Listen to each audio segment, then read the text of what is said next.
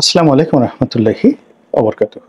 সম্মানিত দর্শক, ফেরাউন এবং নমরুদ এর দুটো শব্দ সারা পৃথিবীতে মশহুর। ফেরাউন একটি রাজকীয় উপাধি এবং নমরুদ একটি নাম।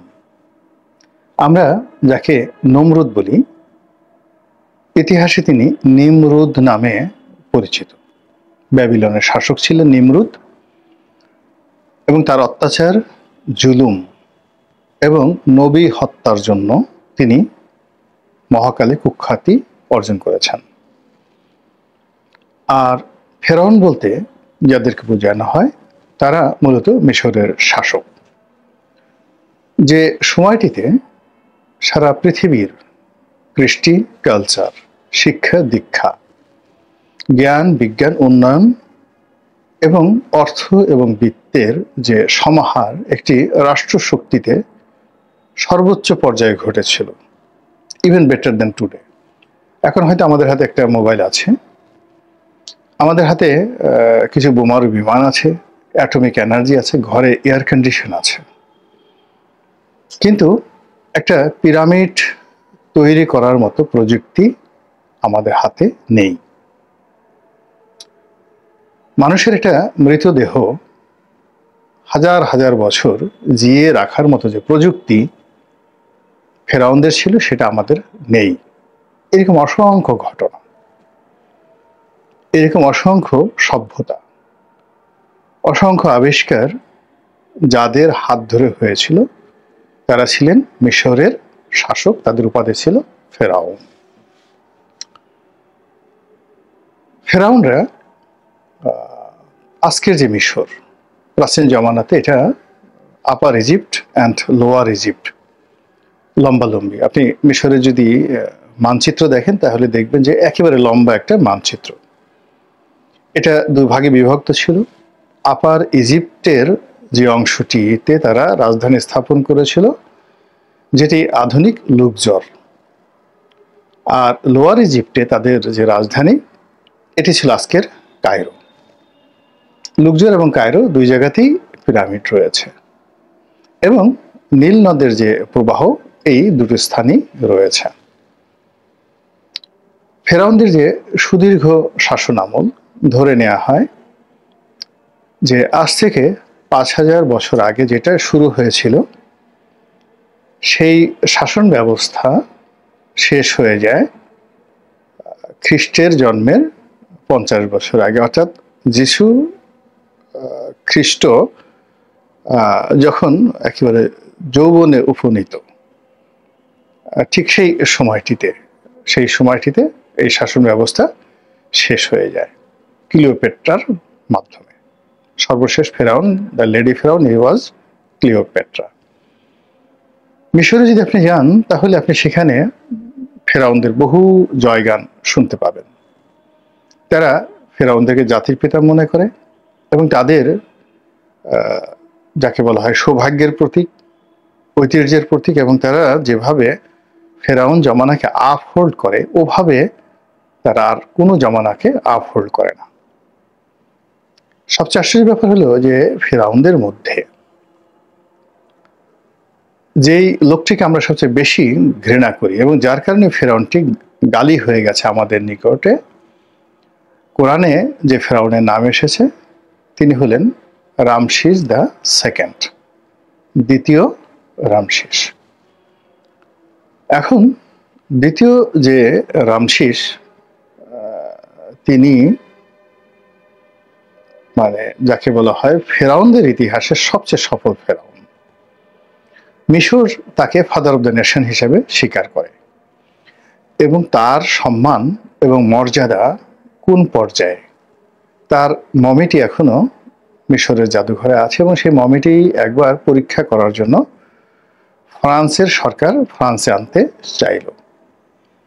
তো সেক্ষেত্রে মিশর বলল যে আমরা দিতে পারি, শর্ত হলো তাকে সম্রাট হিসেবে, রাষ্ট্রপ্রধান হিসেবে, মানে এম্পারর হিসেবে, নট কিং, তাকে রিসিভ করতে হবে, তাকে রাষ্ট্রীয় প্রোটোকল দিতে হবে এবং তাকে ফেরত দেওয়ার সময় একই প্রোটোকল দিয়ে ফেরত দিতে হবে। আপনারা যারা দেখেছেন সেই দৃশ্য, যে ফ্রাঁসোয়া মিটেরা ছিলেন তখন ফ্রান্সের প্রেসিডেন্ট, তিনি এয়ারপোর্টে এসেছিলেন এবং সেখানে গার্ড অব অনার দিয়ে সেই রামসিস দ্য সেকেন্ড, যাকে আমরা কুখ্যাত ফেরাউন বলি, তার সেই লাশ মমি ফ্রান্সের সরকার গ্রহণ করেছিল এবং সেই লাশ পরীক্ষা নিরীক্ষা করে আবার একই প্রোটোকল দিয়ে, রাজার প্রোটোকল দিয়ে তাকে আবার মিশরে পাঠানো হয়েছিল। তাহলে একটা জাতি তার সন্তানকে কতটা সম্মান করলে তার মৃত্যুর অলমোস্ট ৩৫০০ বছর পরেও পুরো জাতি এইভাবে তাকে সম্মান করে। এবং এখানে একটা কথা বলে নেই যে এই ফেরাউন দ্বিতীয় রামসিস তার এই লাশ যে পরীক্ষা নিরীক্ষা করেছিলেন, তো সেই পরীক্ষকদের মধ্যে একজন বিজ্ঞানী ছিলেন মরিস বুকাইলি, এবং তিনি এই লাশ দেখে এবং এই লাশের কার্যকরণ দেখে কোরআন সম্পর্কে এতটা, যাকে বলা হয় মানে আশ্চর্য হয়ে গিয়েছিলেন যে তিনি পরবর্তীতে পৃথিবীর অন্যতম শ্রেষ্ঠ কোরআন গবেষক রূপে মুসলমান হয়েছিলেন এবং তার একটা বিখ্যাত বই বাইবেল কোরআন, মানে এই যে কোরআন বাইবেল ইনজিল এরকম একটা বই আছে, আমি একজ্যাক্টলি নামটা মনে আসছে না, খুবই বিখ্যাত বই, মরিস বুকাইলি, তিনি মুসলমান হয়েছিলেন। আল্লাহ রাব্বুল আলামিন এই যে তার লাশটি রেখে দিয়েছেন পৃথিবীর জন্য, আমাদের শিক্ষার জন্য। আর এই কারণে দেখেন এত বছর পরেও এই যাকে বলা হয় নিমরুদ বা নমরুদ বা ফেরাউন নিয়ে আলাপ আলোচনা করছি। তো রামসিস তার দেশকে যুদ্ধ থেকে বাঁচিয়েছিলেন, গৃহযুদ্ধ থেকে বাঁচিয়েছিলেন, এবং তিনি ওই প্রাচীন পৃথিবীতে 10 লাখ কৃতদাসকে মুক্ত করে দিয়েছিলেন। কে না দাস? আপনি পারবেন? আপনাকে যদি বলা হয় আপনি 10 লাখ হাতি আছে আপনার বা 10 লাখ ঘোড়া আছে, আপনি মুক্ত করে দিবেন? পারবেন না। কিন্তু তিনি বিভেদ বিসংবাদ দূর করার জন্য আল্লাহর ভয়ে তটস্থ হয়ে বা হযরত মুসা আলাইহিস সালামের কারামতিতে ভীত সন্ত্রস্ত তিনি সেই কাজটি করেছিলেন। এটা সহজ ছিল না, বিশাল একটা ব্যাপার ছিল। এনিওয়ে, কিন্তু তারপরেও তিনি ইতিহাসে কুখ্যাতি অর্জন করেছেন তার অহমিকার জন্য, এবং তিনি নিজে জানা, প্রথমত অহমিকা, এবং তিনি নিজে জানা সেটা প্রদর্শন করার জন্য, অর্থাৎ তিনি নিজেকে স্রষ্টা বা আল্লাহ হিসেবে, দ্য গড হিসেবে ঘোষণা করেছিলেন। তার আগে অনেক ইউরোপীয় বাদশাহ, তারপর মিশরের বাদশাহ, পারস্যের বাদশাহ, তারা নিজেদেরকে দেবতা বলেছেন, নিজেদেরকে দেবতার পুত্র বলেছেন, কিন্তু হি ইজ দ্য ম্যান, সে একেবারে সরাসরি নিজেকে একেবারে আল্লাহ বলে ঘোষণা দিয়েছিলেন। এবং সেই অহমিকার কারণে তার পতন, তার ঘৃণা, এবং তাকে নিয়ে আজ আমরা আলোচনা করছি। নিমরুদ ঠিক আল্লাহকে মানে নিজেকে আল্লাহ ঘোষণা করেনি, তবে তিনি আল্লাহকে চ্যালেঞ্জ জানিয়েছিলেন যে তিনি আল্লাহর সাথে লড়াই করতে প্রস্তুত। তো সেই যে প্রাচীন বিশ্বের নিমরুদ কিংবা রামসিস দ্য সেকেন্ড, তাদের জমানাতে যে জুলুম এবং অত্যাচার হয়েছে সেগুলো নিয়ে বহু কাহিনী লিখিত আছে এবং বহু কাহিনী গল্প আকারে লেখা হয়েছে। ফলে যুগে যুগে যত আমরা অন্যায় দেখি, অবিচার দেখি, আমরা সবসময় এই নমরুদ এবং ফেরাউনের সঙ্গে তুলনা করি। এখন প্রশ্ন হলো যে এই পৃথিবীতে আল্লাহ রাব্বুল আলামিন নমরুদ এবং ফেরাউনের ইতিহাস, সেই ইতিহাসকে তিনি একেবারে যাকে বলা হয় জীবন্ত করে রেখেছেন। কিন্তু তারপরেও কেন যুগে যুগে নিত্য নতুন ফেরাউন আসে, যারা যার যার অবস্থানে থেকে যে জুলুম অত্যাচার তারা করেছে বা করে, যা কিনা অতীতের ফেরাউনের সকল কুকর্মকে ম্লান করে দেয়। অতীতে ফেরাউন এবং নমরুদের অত্যাচারে মানুষ যেভাবে আর্তচিৎকার করেছিল, কেন আজকের এই জমানাতে, আধুনিক এই দুনিয়াতে মানুষকে সেই আদিকালের সেই অসহায় মজলুম মানুষের মতো নয়, তার চেয়েও নির্মমভাবে আর্তচিৎকার করতে হচ্ছে। আমি যদি গাজার কথা চিন্তা করি, গাজাতে যে অত্যাচার নেতানিয়াহু করেছেন, কিংবা সাম্প্রতিক সময় ইসরায়েল ইরানে আক্রমণ করে সেখানে যে ধ্বংসযজ্ঞ চালিয়েছেন, আমার কাছে মনে হয় না যে ফেরাউন রামসিস এই কাজ করেছেন।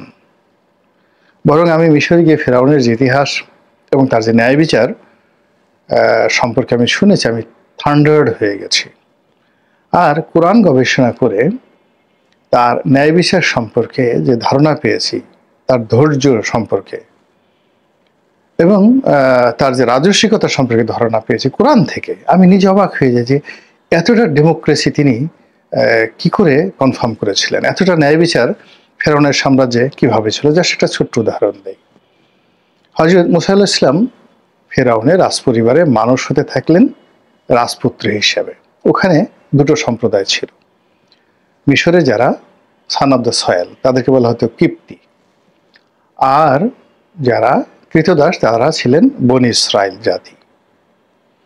তো মুসা আলাইহিস সালাম বনি ইসরায়েলের বংশের লোক, কিন্তু তাকে এমনভাবে রাজপরিবার নিল এবং ফেরাউন মানে আমরা যে রামসিস বলি, রামসিসের যে বাবা, তো সম্রাট প্রথম সেতি, ফেরাউন প্রথম সেতি খুবই বিখ্যাত সম্রাট ছিলেন, এই রামসিসের মতো বিখ্যাত ছিলেন তিনি। তার স্ত্রী থুইয়া মানে রামসিসের মা থুইয়া, এবং এই প্রথম সেতির একটা বোন ছিল, অর্থাৎ রামসিসের ফুফু ছিলেন। তো সেই রামসিসের ফুফু এই ফেরাউনের যে প্রাসাদে থাকতেন, তিনি হযরত মুসা আলাইহিস সালামকে কুড়িয়ে পান। তারপর তাকে লালন পালন করেন এবং তিনি এতটা দক্ষতা অভিজ্ঞতা অর্জন করেন, সুদর্শন হয়ে ওঠেন যে সম্রাট অর্থাৎ ফেরাউন থুইয়া মানে রামসিসের বাবা, তিনি চিন্তা করলেন যে তার নিজের পুত্র রামসিসের পরিবর্তে তিনি হযরত মুসা আলাইহিস সালামকে সম্রাট বানাবেন এবং তাকে ওইভাবে গড়ে তুলেছেন। তাকে ফেরাউন বানাবেন এবং নিজের কন্যাকে তিনি তার কাছে বিয়ে দেবেন, এইভাবে গড়ে তুলেছেন। তো যখন সেই হযরত মুসা আলাইহিস সালামের বিরুদ্ধে একটি হত্যা মামলার অভিযোগ আসলো, চিন্তা করেন অভিযোগ আসলো, সেই ঘটনা কোরআনে এইভাবে বর্ণনা করা হয়েছে যে এই অভিযোগটি যদি ফেরাউনের কানে চলে যায়, তাহলে তিনি যে রাজপুত্র বা তিনি যে ভবিষ্যতে যুবরাজ, এটা কোনো কাজে আসবে না। তাকে সম্রাট গ্রেপ্তার করবে এবং তাকে বিচারের মুখোমুখি হতে হবে। That was the justice of ফেরাউন, অ্যান এরা অফ ফেরাউন। এটা কোরআনের বর্ণনা, পড়ে দেখেন। আবার চিন্তা করুন যে তিনি সরাসরি তার যখন রামসিস ক্ষমতায় বসলো, মুসা আলাইহিস সালাম নবী হলেন, তখন তিনি রামসিসকে সরাসরি চ্যালেঞ্জ করে বললেন যে আপনি নবী নন, ইউ আর এ লায়ার। এখন আপনি গিয়ে ডক্টর মোহাম্মদ ইউনূসকে বলেন তো দেখি আপনার কত সাহস আছে। আপনি তো শেখ হাসিনাকে, যে এখন আমরা সবাই ফ্যাসিস্ট ফ্যাসিস্ট বলছি, শেখ হাসিনার যখন ক্ষমতা ছিল, ফ্যাসিস্ট তো দূরের কথা, তার সামনে গিয়ে দাঁড়ানোর ক্ষমতা কয়জনের ছিল, গণভবন অতিক্রম করার কতজন ছিল। তো ফেরাউন রামসিসের সঙ্গে যদি তুলনা করেন, তাহলে শেখ হাসিনা এটা পশমও না। আমরা সেই শেখ হাসিনার ভয়ে কিভাবে থরথর করে কাঁপি বা কেঁপেছি, আর এখন ইউনূসের ভয়ে কিভাবে থরথর করে কাঁপছি।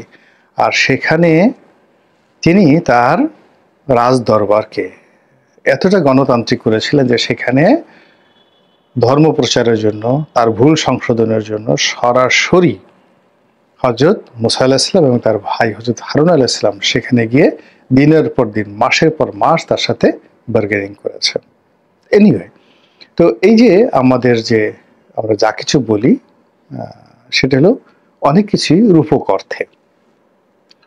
তো সেই রূপক অর্থে যদি সবচেয়ে অত্যাচারী ফেরাউনের নামই আপনি ধরেন আল্লাহর দৃষ্টিতে এবং মানুষের দৃষ্টিতে, আপনার কি মনে হয় তার চেয়ে যেটা স্ট্যালিন যে 2 কোটি লোককে খুন করে ফেলেছিল, সে কম ফেরাউন ছিল?